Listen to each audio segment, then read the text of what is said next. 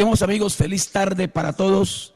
El glorioso Dios de la Biblia les bendiga en el nombre de nuestro Señor y Salvador Jesucristo. Bueno, la Biblia dice: Jesucristo es el mismo ayer y hoy y por los siglos. Hebreos 13:8. Tremendo versículo si lo analizamos. Hebreos 13:8. Jesucristo es el mismo ayer y hoy y por los siglos. Cuando hablamos de ayer, no solamente estamos hablando de hace 2000 años, porque para comenzar la carta a los Hebreos fue escrita en el siglo I. Cuando dice el mismo ayer, es hacia atrás todo el tiempo, siglos, milenios, millones de años. El mismo de ayer, de antes de Cristo, del siglo primero, segundo, tercero, siglo décimo antes de Cristo, 1000 años antes de Cristo, 20,000 antes de Cristo, 1,000,000 de años antes de Cristo. Jesucristo es el mismo ayer y hoy. Ese texto hoy es aplicable a cualquier día de nuestra vida, como hoy, año 2013, es el mismo de hoy y por los siglos, hacia el futuro. Entonces abarca los 3 tiempos gramaticales: todo el pasado, el presente y el futuro. Él es el mismo, no solamente el personaje de barba y cabello con una túnica que caminó aquí en Israel hace 2000 años. Ese fue solamente el cuerpo donde el Espíritu Eterno vivió durante 33 años aproximadamente. Pero cuando dice el mismo de ayer, era antes de nacer, antes de que Él naciera, antes que se hiciese hombre, antes que fuese un niño, un bebé, un joven, un adulto. De ahí para atrás, en la eternidad, Él es el mismo ayer y hoy y por todos los siglos. Lo mismo hacia el futuro. Puede llegar el año 3000, el año 2500, 2800, el 5000, el 10,000, o de aquí hacia el futuro. Él es el mismo. Por eso en Malaquías 3:6 dice la Biblia: yo Jehová, o yo el Señor, o yo Yahvé, o yo el Eterno. Yo Jehová, o yo Yahvé, no cambio. Otra versión dice: yo Jehová no me mudo. O sea que Él es eterno, eterno, inmutable. Eso lo deja uno pensando, diciendo: Dios mío. O sea que nosotros vamos con la dimensión del tiempo y del espacio y el tic-tac del reloj. Pero este personaje es inmutable, es trascendental, al mismo tiempo es inmanente. Inmanente y trascendente. Inmanente, que está aquí presente, ¿verdad? Y trascendente, que al mismo tiempo está totalmente fuera de todo el universo, dentro del universo y fuera del universo. Trascendente, totalmente, mejor dicho, como dice la Biblia en Jeremías: Dios de cerca y Dios de lejos.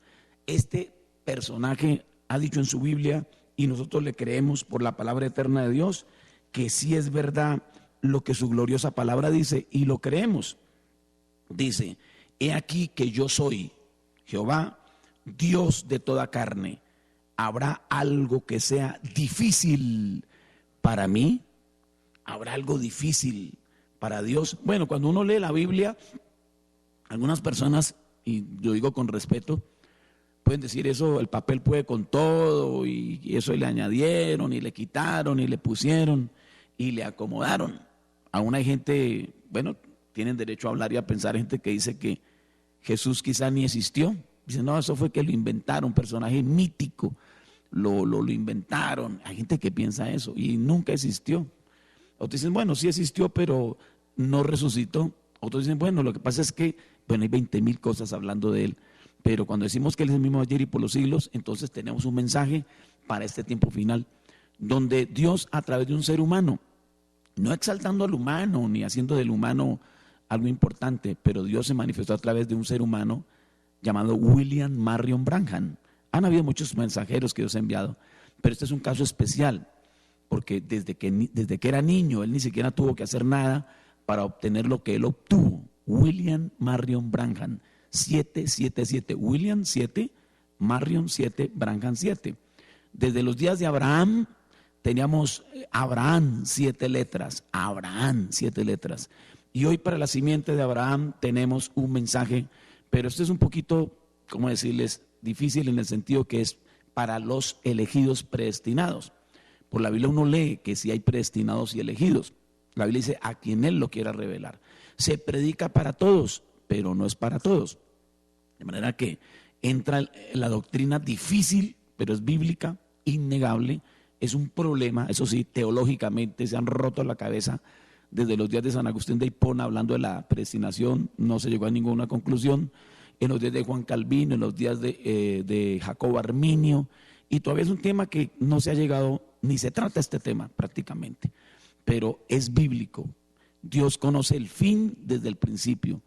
Para Él vio el final desde el comienzo. Con una sola mirada abarcó todo. Por eso Él es el gran yo soy, o sea, el eterno presente.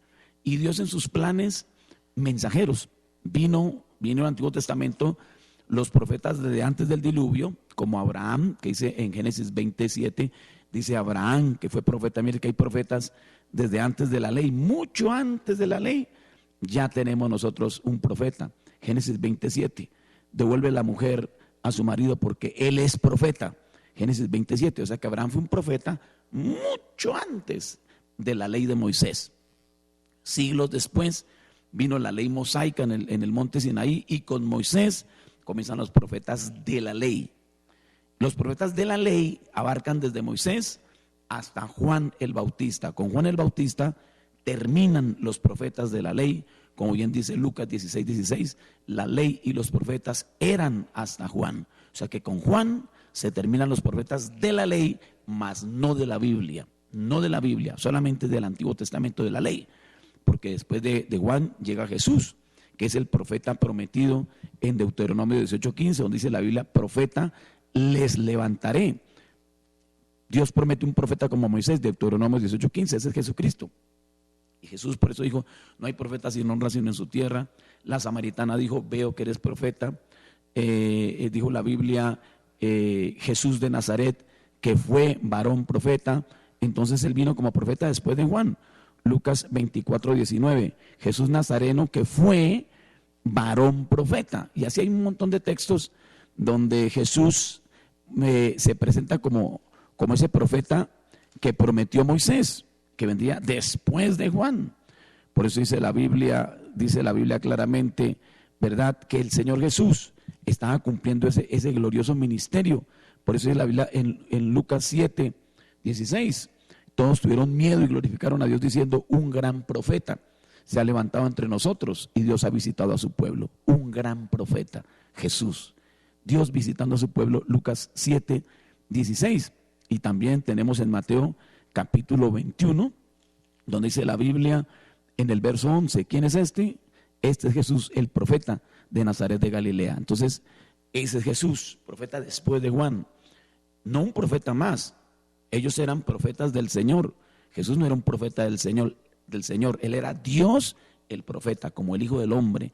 Nada podía hacer Jesús si su Padre no le mostraba primero. Realmente las obras no las hacía Jesús. Era Dios dentro de él. Por eso dijo, mi doctrina no es mía, sino del que me envió. No me crean a mí, crean a las obras. El Padre que mora en mí, Él hace las obras. Juan 5:19, nada puede hacer el Hijo, la carne, si su Padre no le muestra primero. De manera que Dios estaba en Cristo reconciliando al mundo, y el que estaba allí definitivamente con misterio y la piedad, la palabra de Dios encarnada. Como el mismo ayer y por los siglos, excepto su cuerpo físico. Como Dios es inmutable, pero como hombre, Él vino aquí, tuvo un cuerpo que nació, fue bebé, fue joven, fue adulto, empezó a envejecerse, porque dijo la Biblia, tú no tienes 50 años y has visto a Abraham, y fue un cuerpo que probó la muerte. Él fue muerto en la cruz del Calvario, pero Él también fue sepultado y fue resucitado y está vivo en esta tarde. Entonces el Señor Jesús prometió en Mateo 23:34 que enviaría profetas después de Jesucristo. Mateo 23:34, he aquí yo, o sea Jesucristo, he aquí yo os envío profetas. No que yo sea Jesucristo, estoy citando en la Biblia, ¿no? Mateo 23:34, he aquí, por tanto, he aquí yo os envío profetas. Ese yo es el mismo Dios hablando, yo os envío profetas, porque Él es el mismo que dijo en Malaquías 4:5, he aquí yo os envío el profeta Elías, antes del día grande y terrible del Señor, cuando el mundo será como un horno, cuando esto se va a derretir, cuando esto va a ser bombas atómicas. Antes de ese día terrible Dios envía a Elías el profeta, ¿a qué? A restaurar, a volvernos a la palabra original, lo que comió la oruga, el saltón, el revoltón y la langosta en el libro de Joel, todo lo que se desbarató por estos 2000 años, ¿verdad? Que entró en la denominación y puso la Biblia a un lado y entró la idea del hombre y nos mató espiritualmente, ese caballo amarillo de la muerte. Pero Dios promete restaurar, ¿verdad? Lo que comió la oruga, el saltón, el revoltón y la langosta, el fruto, las hojas, la corteza, y solamente quedó viva la raíz.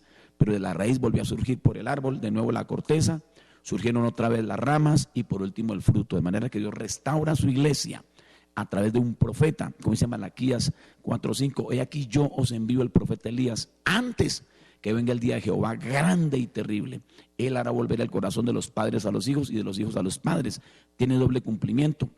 La primera parte se cumplió en Juan Bautista, como dice Lucas 1:17, este vendrá en el espíritu y el poder de Elías para hacer volver el corazón de los padres a los hijos. Ese fue Juan Bautista, la primera parte del versículo, porque Juan Bautista precursó la primera venida de Cristo. Como decía Malaquías 3:1, he aquí yo envío mi mensajero, o la Biblia católica, he aquí yo envío mi ángel con A mayúscula, o la Biblia evangélica, mi mensajero, u otra Biblia católica, mi heraldo. O sea que antes de llegar Cristo al mundo, primero llegó un profeta. Por eso el arcángel Gabriel no fue enviado primero a anunciar el nacimiento de Jesús, sino primero el nacimiento del profeta Juan. Y no nació primero Jesús, sino que nació primero el profeta Juan, y 6 meses después sí llegó Jesús a la tierra. Y en ese mismo orden tiene que acontecer para la segunda venida de Cristo. Todos hablamos que Cristo viene, pero en el orden bíblico sí viene, pero primero Dios envió a un profeta precursor para preparar al pueblo para la segunda venida. Por eso el 11 de junio de 1933, imagínense, ahorita en el 2013, para el 11 de junio vamos a completar 80 años. Ahorita, para el 11 de junio del 2013, vamos a completar 80 años de ese gran evento en el río Ohio. Recuerde que Juan Bautista fue vindicado por Jesucristo en el río Jordán. Y allí fue donde la paloma bajó públicamente ante Jesús, y en el río fue vindicado, y Jesús, ¿verdad?, fue a Juan. Jesús no comenzó su ministerio sin primero buscar al profeta. El mismo Jesucristo no empezó a predicar sin primero ubicar al profeta de la hora, que era Juan el Bautista, el Elías de la hora. Jesús no empezó a predicar, sino que se fue a buscar al profeta y lo encontró en el río Jordán. Y allí se presentó, increíble pero cierto, porque la palabra siempre viene al profeta. Eso es lo que dice la Biblia. Vino hoy palabra de Jehová, vino hoy palabra de Jehová. Siempre la palabra, Amós 3:7, no hará nada Jehová sin que lo revele a sus profetas. Entonces la palabra viene al profeta, y el cordero llegó donde está el profeta, para que el cordero fuera lavado en el río Jordán y fuera también como sacerdote, él lavado, investido y ungido con aceite, en este caso la paloma, el Espíritu Santo, como dice en Éxodo 29. 3 cosas: lavado con agua, investido con la vestidura sacerdotal, y luego aceite en la cabeza, como Aarón, que le echaron aceite hasta que le regó por la barba y cayó hasta el suelo. Salmo 133. Así mismo Jesús, ¿verdad? Primeramente llega al agua como cordero y como sacerdote, luego es investido de lo alto, y luego baja la paloma y dice: este es mi hijo, y queda ungido para ministrar. Pero ya no como sumo sacerdote de Aarón, que eso fue la ley mosaica, que ya pasó, esa era la sombra, sino que venía ya en el orden eterno del sumo sacerdote Melquisedec, que en Hebreos 7 dice: sin principio ni fin, sin padre, sin madre, sin principio y sin genealogía. Hebreos capítulo 7. Melquisedec fue el que habló con Abraham en Génesis capítulo 14 y sacó pan y vino, tipo de la Santa Cena. El gran Melquisedec, sacerdote eterno, sin principio y sin fin. Ese es el mismo Señor Jesucristo antes de encarnarse. Y luego que Él se encarna, entonces ya es la palabra encarnada para sangrar y morir en la cruz y traer la redención y salvación de nuestras almas. Ahora, el 11 de junio del 33, día domingo, a las 12 en punto de la tarde, está nuestro hermano William Branham en el río Ohio, listo para bautizar. Había habido una campaña como unas 3,000 personas, iba a bautizar unos 500, y la gente estaba rodeando el río Ohio. No había llovido durante días, el sol estaba muy candente y el cielo estaba muy azul. Y él entró al agua para bautizar como un jovencito de 20 y pico años de la iglesia bautista. En esa época él asistía o tenía había sido ordenado en la iglesia evangélica bautista. Entonces él estaba allí ya para bautizar a la gente. Cuando fue a bautizar, entonces cuando llegó la persona número 17, él oyó una voz que le dijo: mira hacia arriba, mira hacia arriba. Y entonces le dijo 3 veces: mira hacia arriba. A la tercera vez, cuando él miró hacia arriba, allá a lo lejos, en ese cielo azul, donde hacía días que no llovía, un verano muy fuerte, allá a lo lejos venía una bola de fuego, un bólido de fuego color ámbar. Luego se supo que es la misma columna de fuego que estuvo, ¿verdad?, hablando con Moisés en la zarza ardiente. Aquí puede ver usted la chequina, la columna de fuego que fue la que dijo yo soy el que soy en Éxodo 3:14, cuando habló en la zarza ardiente con Moisés. La misma columna de fuego que estuvo en el lugar santísimo en el templo de Salomón, la misma columna de fuego que estuvo en Génesis 15 como una antorcha en los días de Abraham, la misma columna de fuego que en Éxodo guió al pueblo por el desierto en forma de columna de fuego y la nube de día y la nube de día y columna de fuego de noche, la misma columna de fuego que habló con Pablo y le dijo yo soy Jesús a quien tú persigues, la gloria de la chequina, esta luz eterna, ¿verdad?, fotocientífica. Aquí está la columna de fuego que guió Israel por el desierto, la gran columna de fuego. Cuando esa columna de fuego apareció públicamente el 11 de junio del 33, ya vamos a completar 80 años, allí venía esa luz volando. Entonces cuando él miró hacia arriba, el agua del río empezó a moverse, iba a bautizar la persona número 17, cuando entonces esa luz paró encima de él y el río empezó a moverse y la gente se asustó mucho, la gente gritaban, corrían, se arrodillaban, ¿verdad?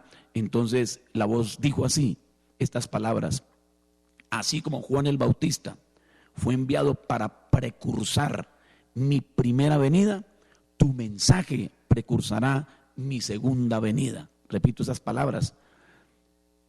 Así como Juan el Bautista fue enviado para precursar mi primera venida, tu mensaje precursará mi segunda venida. Entonces allí en el río fue autenticado él, un joven. Cuando él salió del agua, eso había una estampida de gente. Y al otro día, lunes 12 de junio, en los periódicos, en Louisville, ¿verdad? Louisville, Kentucky, porque el evento fue allí en el río Ohio, en la frontera entre Indiana y Kentucky. Entonces, en el periódico salió luz mística, aparece sobre joven predicador bautista de la localidad.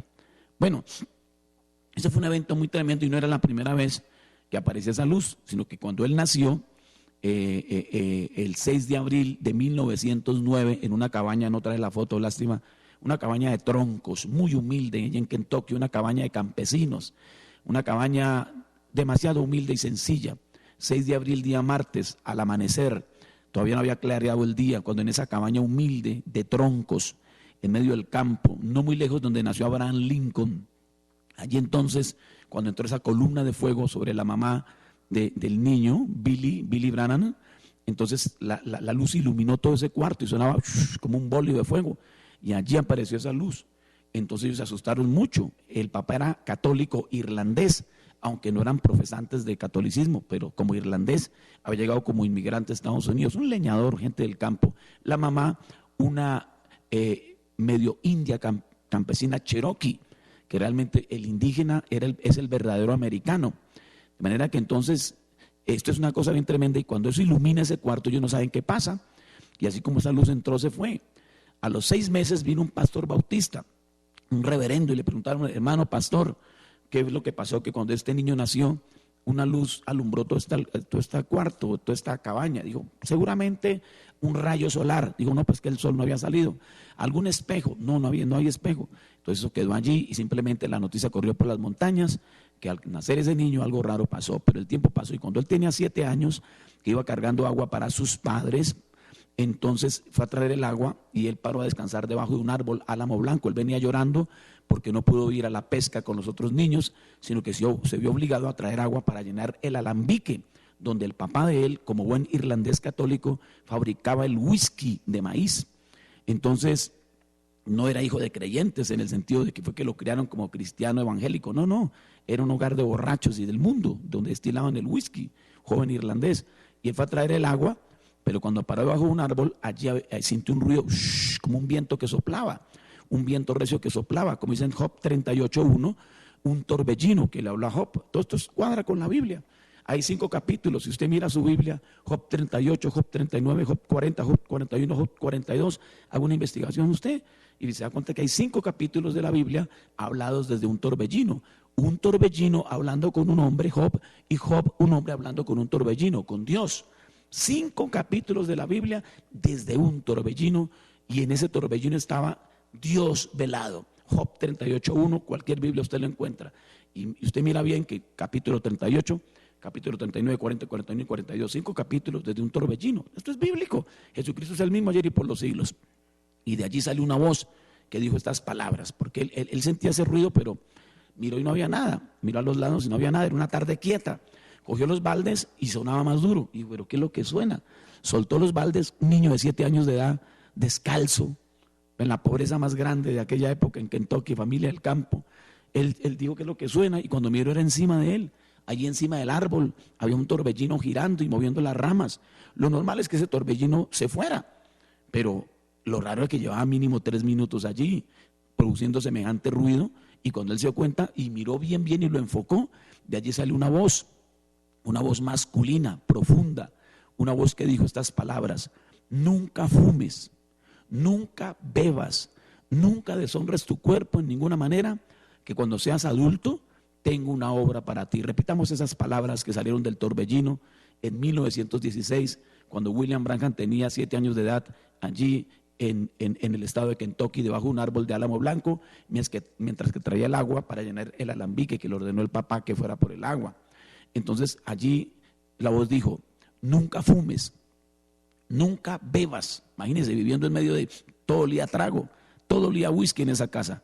Nunca fumes, nunca bebas, nunca deshonres tu cuerpo en ninguna manera, que cuando seas adulto tengo una obra para ti. Él salió corriendo, botó esos baldes y se le tiró a la mamá. Y la mamá dijo: ¿qué te pasa? Dijo: mamá, un hombre me habló, un hombre me habló. Dijo: ¿pero qué te pasa? Mamá, un hombre me habló. Estaba muy nervioso. Entonces él dice: un hombre me habló, y dice que por ahí no quiso volver a pasar, daba la vuelta por otro lado, pero él nunca olvidó ello. Años después entendió, cuando ya era un mensajero que le dio 7 vueltas al mundo. Su mensaje ahorita está en 178 países. No estamos adorando ni exaltando, no hay que malinterpretar.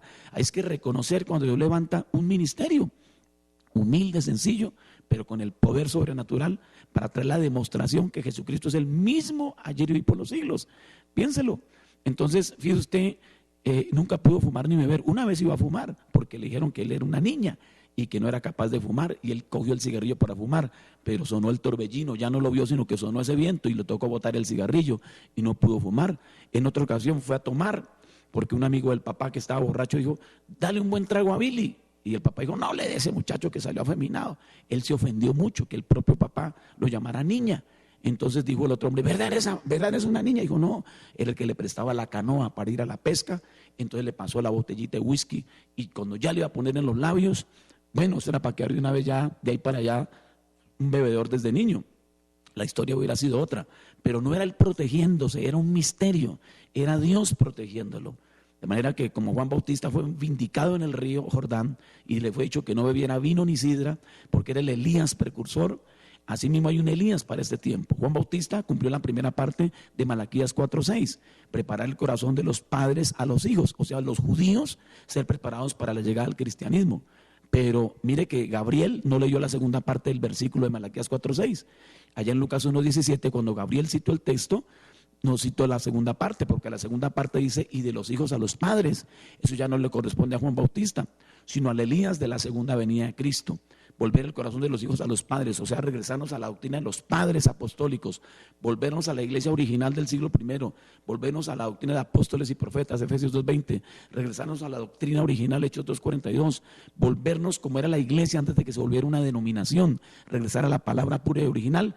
Y al ser nosotros restaurados por el espíritu de Elías, que es el mismo espíritu de Cristo, porque dicen en 1 Pedro 1:11, el espíritu de Cristo que estaba en los profetas, porque tenemos 5 Elías. El de 1 Reyes 17, que es el primer Elías, Tisbita. El segundo Elías, que es Eliseo, el espíritu que estaba en Elías, pasó Eliseo, 2 Reyes capítulo 2.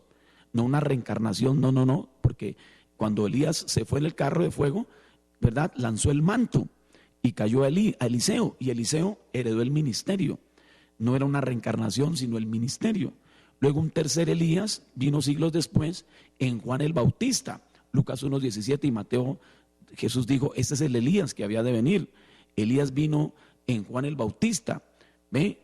No una reencarnación, sino el ministerio de hablar claro, de regresar a la gente a la palabra, de no estar, ¿verdad?, vendido a nada, sino a la palabra. Entonces tenemos el tercer Elías, Juan Bautista, pero luego el cuarto Elías, que vino antes de la segunda venida de Cristo, como Jesús mismo dijo en Mateo 17:11. a la verdad Elías vendrá primero y restaurará todas las cosas. La Biblia católica, Torres Amat dice, Jesús dijo, a la verdad Elías vendrá primero antes de mi segunda venida, antes de mi segunda venida, y restaurará todas las cosas. De manera que entonces no podemos confundir Mateo 17:3, que es Moisés y Elías, con el del 17:11, que es el cuarto Elías, ni revolverlo con el del 17:12, que dice, más os digo que Elías ya vino. Porque mucha gente dice, sí, pero léame el siguiente, 17:12, ya vino. Sí, ya vino el de la primera venida. Pero no podemos confundir los Elías de Mateo 17, echarlos todos en el mismo costal. No, el de Mateo 17:3 es Moisés y Elías, que son los mismos dos profetas de Apocalipsis 11. El del 17:11 de Mateo es el de antes de la segunda venida de Cristo. Y el del 17:12 es el que ya vino, Juan el Bautista. Luego tenemos el cuarto Elías, que es el mensajero, que Jesús dijo, Elías vendrá y restaurará, porque estamos restaurados. El Señor está listo para volver, pero necesita un pueblo con el traje de novia, vestidos como la esposa de Cristo, regresar a la doctrina original. Y esta restauración la hace el Espíritu Santo a través del ministerio de Elías, como allá restauró el altar que estaba derruido. Hoy el Espíritu Santo hace la misma restauración a través de un mensajero. Entonces 17:11 de Mateo, ahí está. Por eso en Hechos 3:21 dice que Jesucristo no puede volver por segunda vez si primero no hay en la tierra una restauración. Dice, es necesario que el cielo lo reciba. Otra Biblia dice, lo retenga. O sea, Jesucristo fue resucitado, estuvo aquí 40 días en la tierra resucitado, luego se fue para el cielo y 10 días después envió al Espíritu Santo.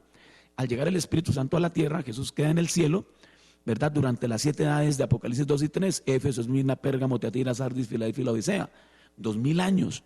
Luego, para él venir a la tierra, ha pasado 2000 años aquí en el mundo y ha pasado toda clase de cosas. Entonces la iglesia está pervertida, llena de dogmas y credos y totalmente bajo un engaño.